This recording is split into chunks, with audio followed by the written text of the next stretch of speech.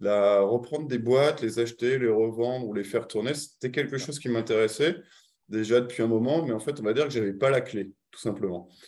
Et c'est vrai qu'en mai dernier, fin mai ou début juin, bah oui, en effet, tu m'as capté, on s'est trouvé comme ça sur un webinar et puis on a échangé ensemble et ça a assez bien matché au niveau du mindset surtout, c'était surtout ça qui marchait bien entre toi et moi.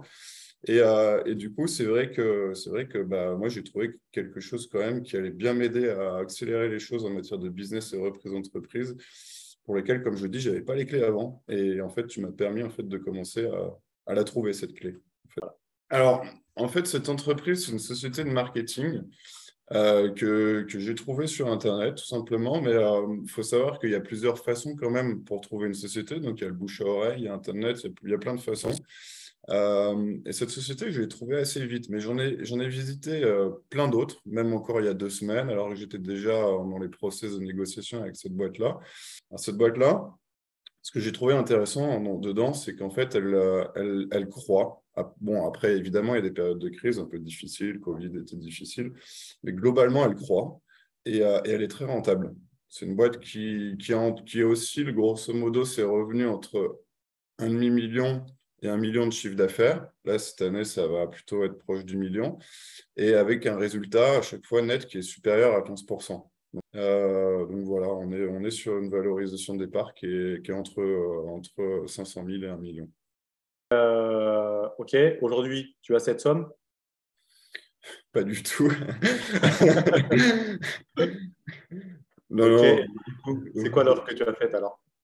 Comment Euh, alors, en fait, du coup, j'ai voulu faire un deal structuré, évidemment, en trouvant de l'argent par différents moyens. Donc, il y a 85%, je vais essayer d'aller les chercher en crédit bancaire. Donc, Par contre, sans caution, sans être caution. ouais, évidemment, ça c'est en effet c'est un des conseils que tu me dis. Évidemment, moi je veux pas du tout aborder ce sujet caution.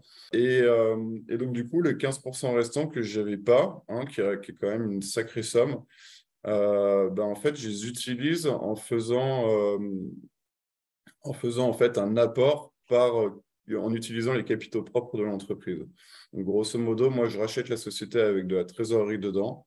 Et en fait, je vais utiliser un peu de cette trésorerie pour payer la somme. Donc, j'ai fait une offre sur les bureaux qu'il a accepté. Donc là, d'ailleurs, j'ai rendez-vous prochainement avec mon notaire pour avancer sur le sujet et signer le compromis.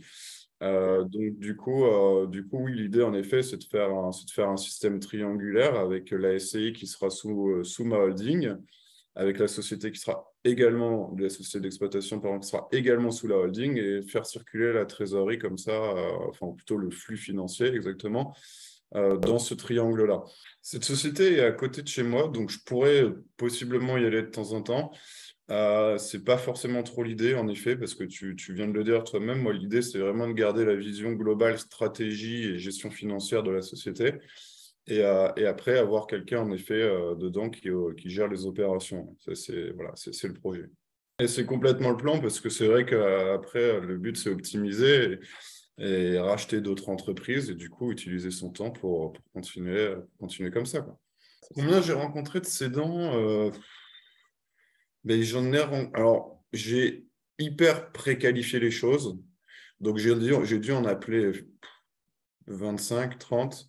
Par contre, que j'ai réellement rencontré, puisque forcément, voilà, le but, c'est de gagner du temps sur ces appels-là, que j'ai réellement rencontré, j'ai dû en rencontrer 5, 6 peut-être, pas beaucoup plus.